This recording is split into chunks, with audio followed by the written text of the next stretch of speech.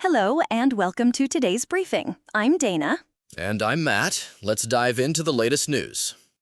President Donald Trump has signed an executive order that calls for spacing out childhood vaccines into separate medical visits and splitting the combined measles, mumps, and rubella vaccine into 3 different shots. The move is against the guidance of major medical groups. That's a significant departure from established medical advice. What's the reasoning behind this executive order, according to the reports? The reports indicate that this aligns with Trump's long-held belief that childhood shots should be spaced out. However, the medical community strongly advises against this due to the proven safety and efficacy of the current vaccination schedule. So, what's the potential impact of this order on public health?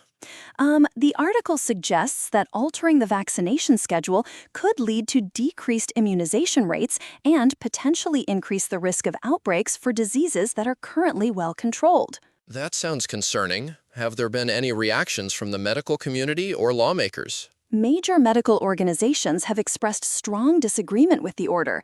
There hasn't been a detailed legislative response mentioned in the reports yet. Okay, let's move on to the next story. President Trump has announced that Will Scharf, currently the White House staff secretary, will replace David Warrington as the new White House counsel effective September 1. What's known about Will Scharf's background that made him suitable for this role?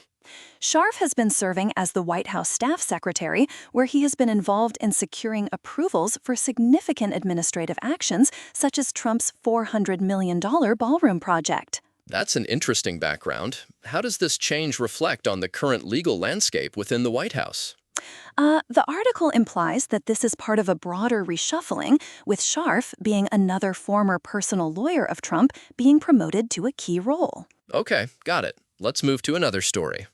The U.S. State Department has revoked over 175,000 visas under the Trump administration, citing violations such as crimes and endangering national security. That's a significant number. What were the primary reasons for these revocations? Most revocations followed law enforcement encounters involving crimes like assault, drunk driving, theft, and drug offenses. So the revocations are largely based on criminal activity. Have there been any notable patterns or demographics among those whose visas were revoked? The reports don't specify particular demographics, but they do mention that the revocations were part of stepped-up vetting under the Trump administration. All right, understood. Let's shift to international news. Iran has appointed former IRGC chief Mohsen Rezai as secretary of its Supreme National Security Council, a significant security post. What's the significance of this appointment, especially given Rezai's background? Rezai has led the IRGC for 16 years and has been a prominent hardliner. This move comes amid heightened tensions between Iran and the U.S. So why does the timing matter? The appointment coincides with ongoing negotiations related to the Hormuz region and increased conflict with the U.S., suggesting a potential hardening of Iran's security stance. That's a critical development. Let's move to another region. The Jharkhand CID has arrested former JPSC chairperson El Kiyangte in connection with alleged irregularities in recruitment examinations. What were the circumstances surrounding his arrest? Kiyangte was arrested following widespread protests over exam irregularities. All 3 JPSC members resigned amid these protests. How many people have been arrested in total regarding this case? The number of arrests has risen to 20, according to the latest reports. Okay, let's switch to economic news. The U.S. Department of Homeland Security has expanded the $4,000 H-1B fee to cover same employer extensions for companies with at least 50 U.S. employees, where more than half are on H-1B or L-1 status. How will this affect Indian workers and companies reliant on H-1B visas? This could significantly raise immigration costs for large employers, particularly those heavily reliant on H-1B and L-1 visas. Are there concerns about the impact on the green card backlog? Yes, Indian workers are raising concerns about the green card backlog, and this new fee could add to their financial burden. All right, let's look at another economic story. Shein, a Chinese ultra-fast fashion retailer, has scaled back its plans to expand into Vietnam after a disappointing experiment with warehouse facilities there. What were the reasons behind Shein's decision to scale back?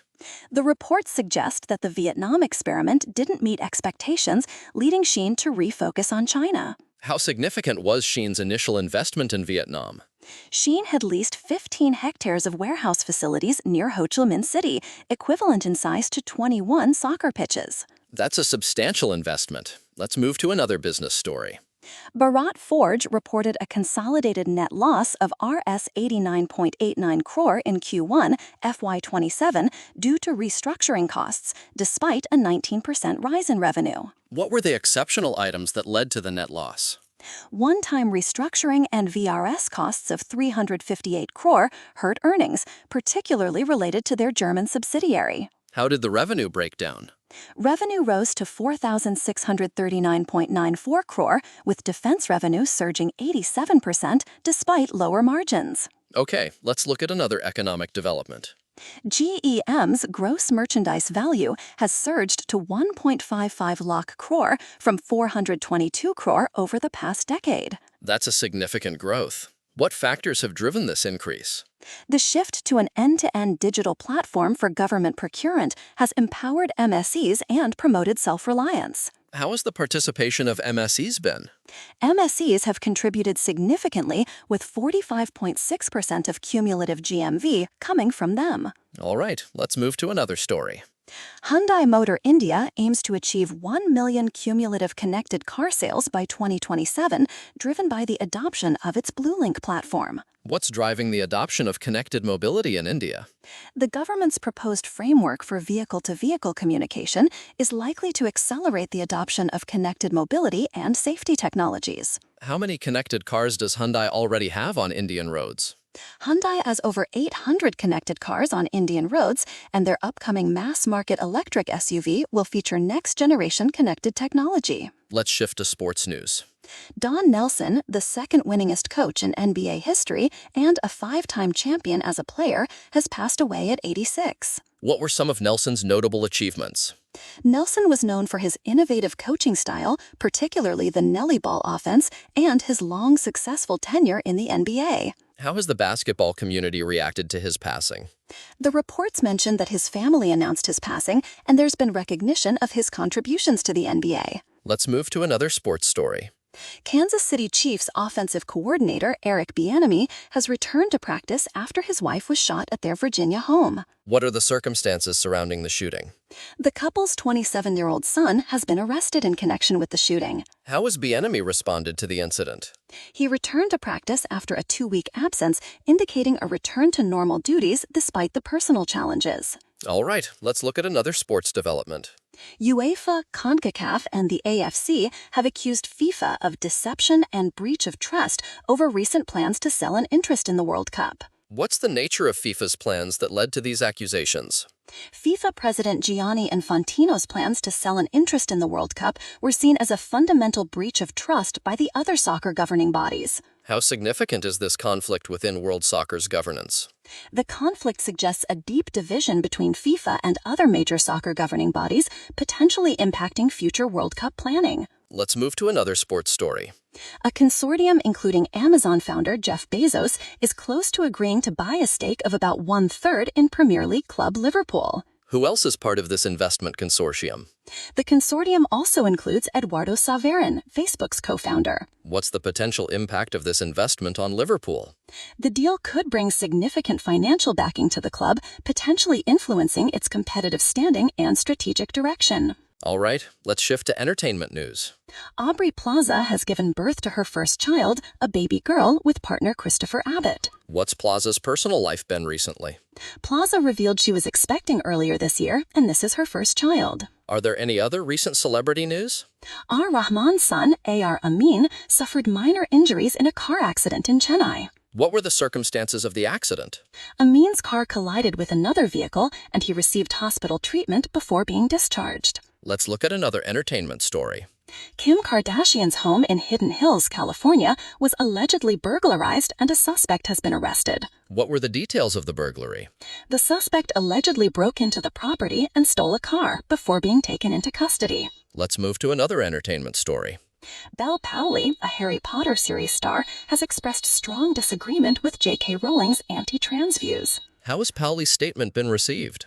Pauli's comments have been seen as a clear stance against Rowling's views while still expressing her love for the Harry Potter series. Let's look at another celebrity news.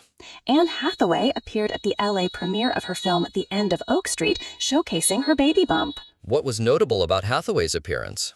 Hathaway's maternity look was highlighted, with some critics questioning the authenticity of her pregnancy. Let's shift to a different category. Typhoon Dolphin made landfall along China's east coast, prompting a red alert and significant evacuations. What's the scale of the evacuations? Over 1 million people were evacuated due to the typhoon's impact. Have there been any major disruptions reported? Hundreds of flights were grounded, and there were reports of flooding in cities like Shanghai. That's a significant weather event. Let's wrap up today's briefing. As we conclude, we've covered a range of stories, from politics and economy to sports and entertainment. And touched on some significant international developments. Indeed, it's been a comprehensive look at today's news. Thanks for joining us, Dana.